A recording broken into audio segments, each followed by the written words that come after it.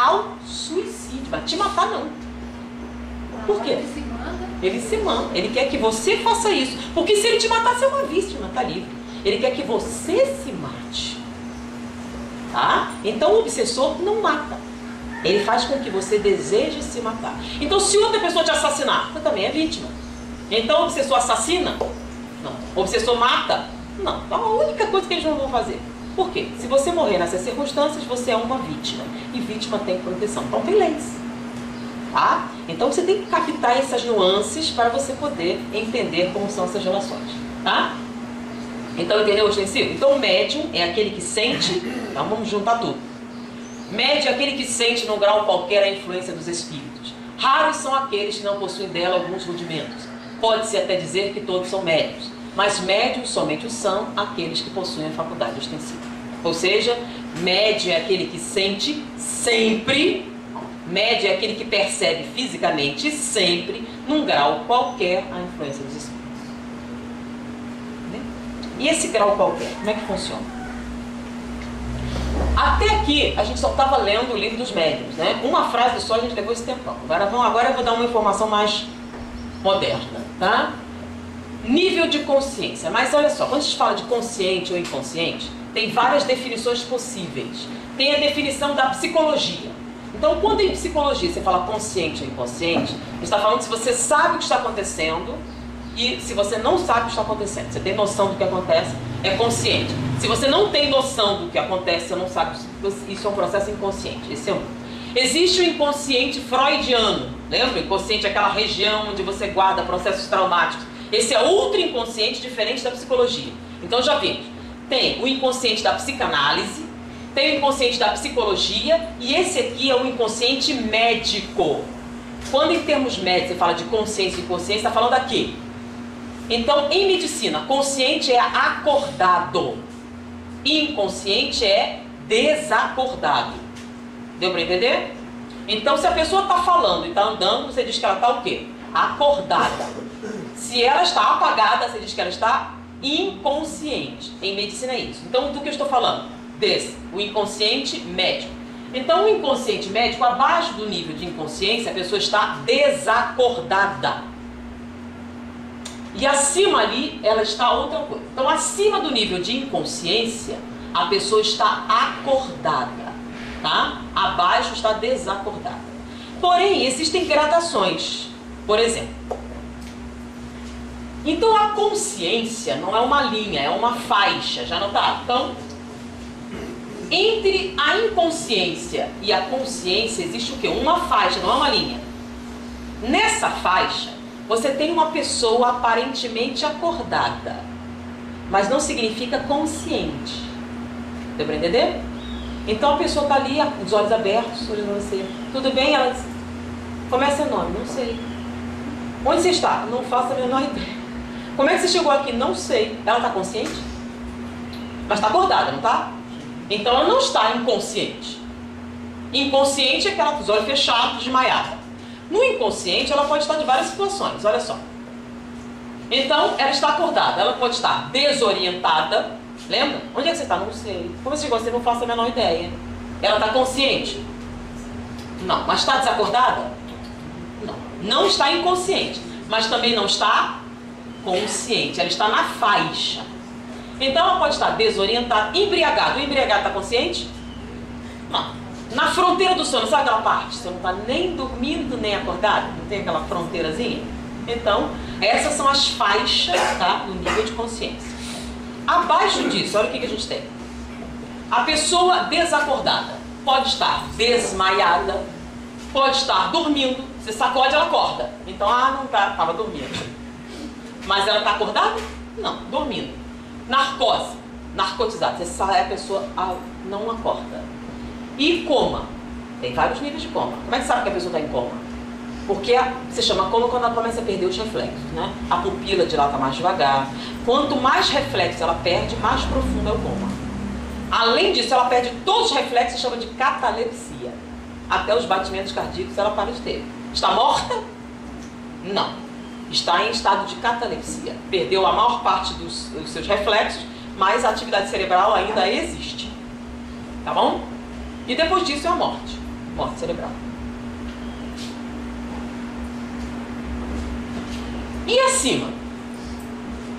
O que é estar consciente? Então, é esse lote, né? Você está no acidente de carro, bateu a cabeça, chega no hospital. Aí faz aquele prontuário, não tem aquela papeleta? Naquela papeleta você dá a entrada, eles botam o quê? Nome, tem seguro? Tem seguro. Bota um monte de detalhes.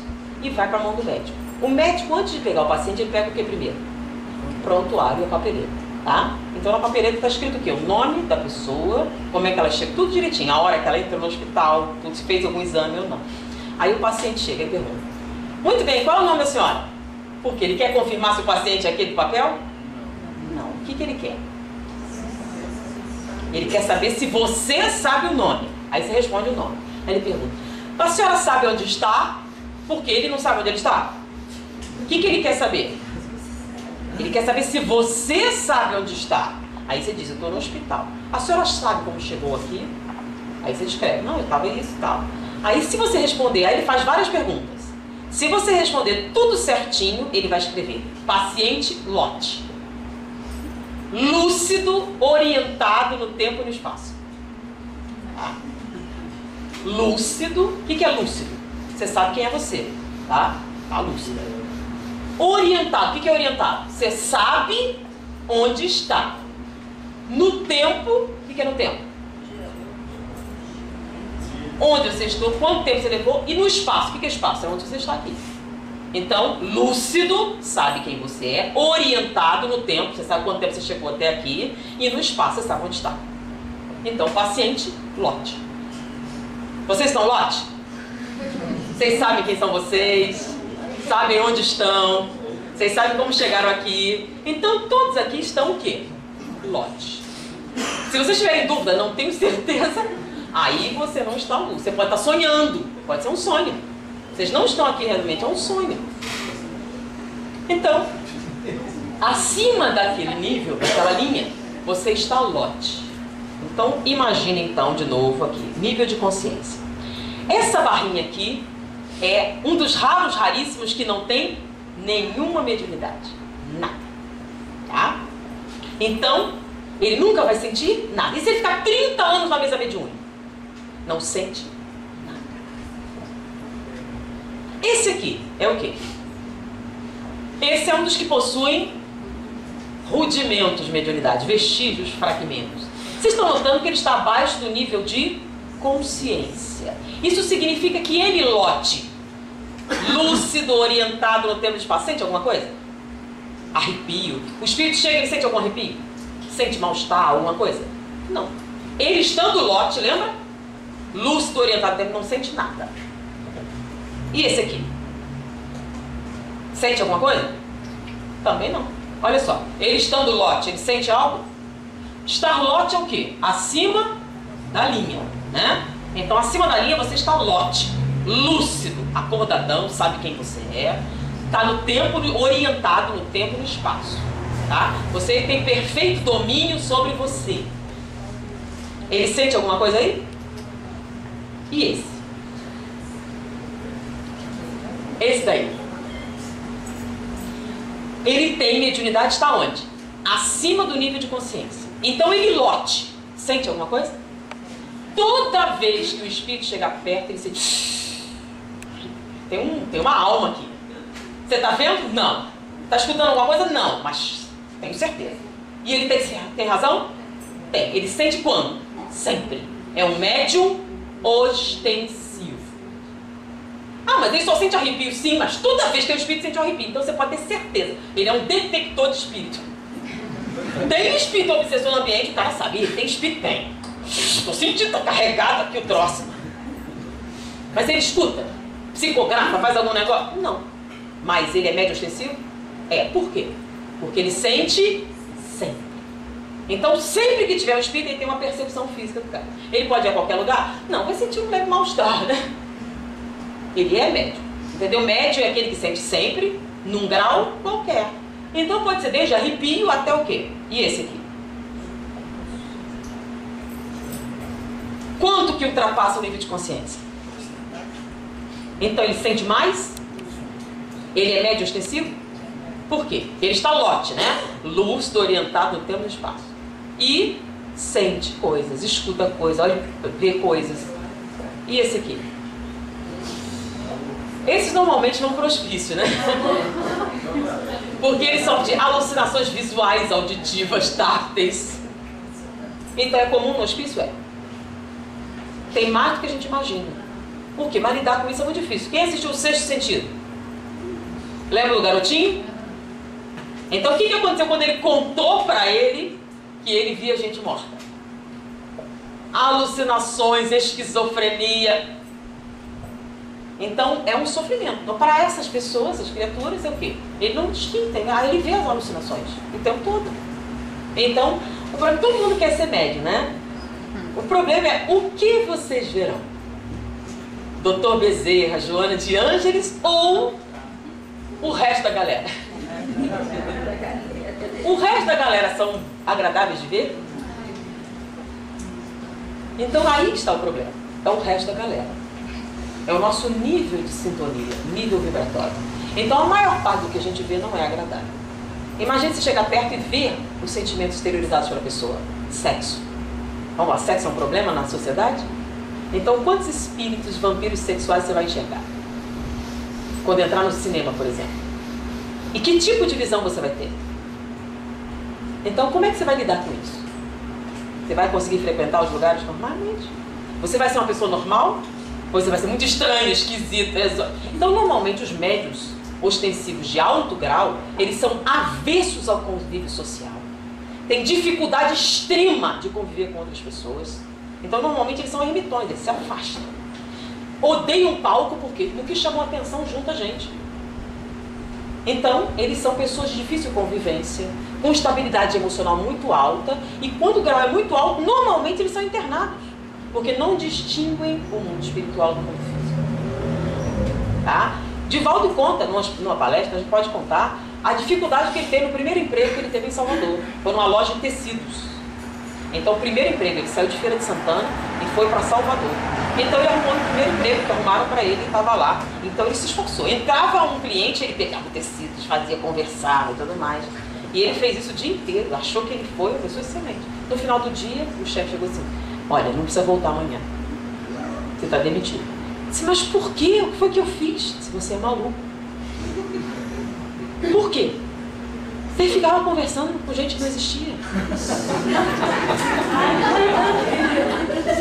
Várias pessoas que entraram na loja não eram pessoas vivas, eram mortos. E ele não distinguiu. Então ele resolveu que ele ia se matar.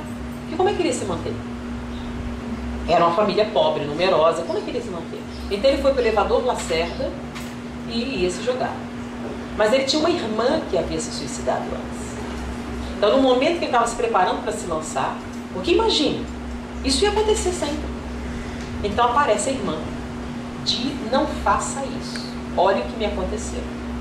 Entendeu? Aí, depois disso, as coisas melhoraram, ele se tornou espírita, começou a compreender, mas sempre teve dificuldades para isso. Então, os grandes personalidades de Valdo, Chico, não são grandes personalidades porque são médiums. Não é isso. É o quê? O controle férreo que você tem que manter para manter o padrão vibratório. A sintonia, para que você não se deixe levar pelo quê? Pelos espíritos inferiores. E a gente consegue, na boa? A gente conseguiria lidar com a mediunidade de Valdo? Pensa bem, namorar, fazer o que todo mundo faz, ir ao teatro, ir ao cinema. Imagina, você senta perto de uma pessoa e vê os espíritos que estão acompanhando. Então, as sensações, as vibrações que a pessoa emite. Quantas vezes a pessoa está ali assim, perto de Valdo, e os pensamentos negativos, e as coisas ele percebe. Como é que é lidar com isso? Como é que seria você lidar com os seus familiares, né? Seus parentes, e essas coisas ele vive? Você vê ali a pessoa que você gosta envolvida por espíritos obsessores. E o tipo, aí você sabe o tipo de pensamento, o tipo de vivência, é uma coisa simples? Não, então a gente tem uma ideia. Então, acima do nível de consciência, lote, esse é o médium ostensivo. Aí você começa a entender alguns fenômenos, né?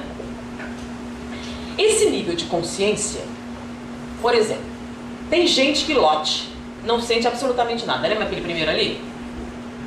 Agora, esse nível de consciência pode ser alterado? Lembra lá atrás? Lembra? Desorientação, embriaguez, fronteira do sono. Então lembra que nós falamos daquela senhora que estava acompanhando o pai? Então você está acompanhando um moribundo muito tempo no hospital. É um processo cansativo, desgastante, estressante. Da morte, como é que ela está? Está em um estado alterado de consciência, lembra? No estado alterado de consciência, você está lote? Não. Esse nível pode baixar? Pode. Então, se você está naquele caso ali, tá para subir, né?